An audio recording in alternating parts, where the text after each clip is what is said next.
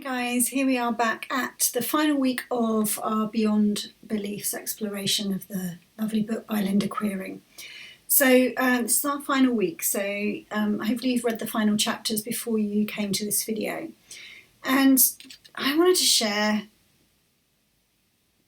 kind of what moved me in this chapter, but what moved me could not be said more beautifully than Linda's own words. So I'm going to talk about a little bit, and then I want to read you some of what she's written, which I know you've read because you've just read these words, but just really allow yourself to bathe. Imagine it's sunlight, right? To bathe in the words of them and just really let it sink in. But the first thing before I get to that is the chapter started off with Sid talking about many will come, Sid said, but few will listen. Their egos will not allow them to hear. And that's such a relief in a way. Like if you're one of those people that say, yeah, but how do I get my husband to understand it? Or how do I get my children to understand it? Or why doesn't my friend see it? Or how can I help other people understand this?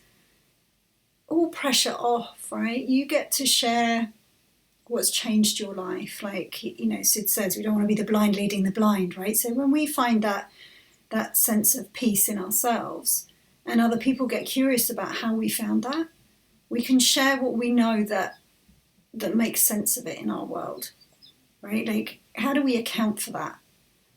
And sometimes people will listen and sometimes they can't hear. I know that, I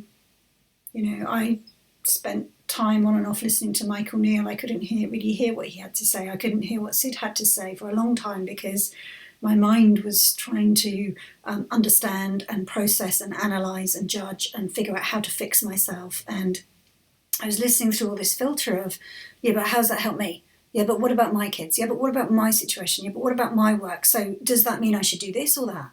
Right? All of that, which I'm sure is very familiar to all of you, that's the ego not letting you hear. I don't think by this statement he means like, oh, I'm too important, I'm all that, so I don't care what you've got to say. I mean, obviously there are some people who have that attitude as well, right? But quite often it's just our busy mind, like all our ideas about ourselves, all our ideas about what's actually important, which is just created through thought. So all of those things that I suggested there, that's the ego that's stopping us listen. Now, it's not like, how could we control that in another person, right? So if someone's got all of that going on, it just makes it harder for them to hear. It doesn't mean that they won't, but it makes them harder for them to hear, and that's not your job. So at some point, what happened for all of us is that all of that fell away, and then we heard something touched us underneath all of that noise, and never because of that noise. And so we just show up, we keep sharing as long as people are interested. We show up, we keep sharing, we show up, keep sharing, we show up, keep sharing.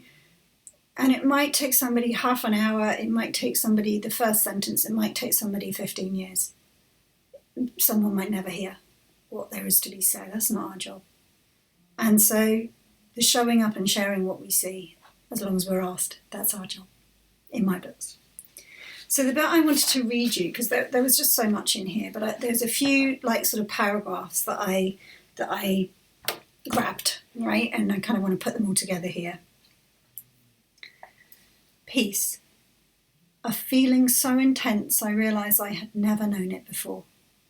A feeling rich with love and being loved, of being held safely in the arms of life. The feeling comes from deep within, from a place never known before, but always there.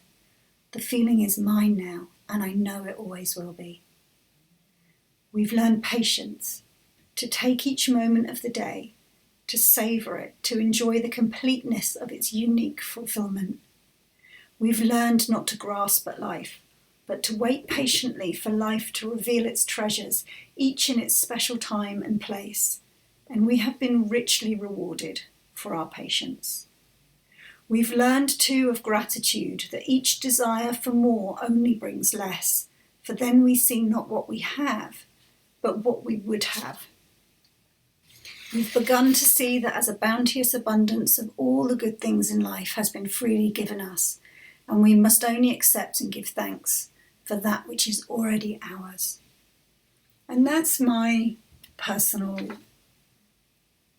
interest and exploration at the moment. Like, that's, for me personally, the idea of, or the looking towards seeing that we already have everything we need. Every time I get a glimpse into that, there's such profound contentment and gratitude. And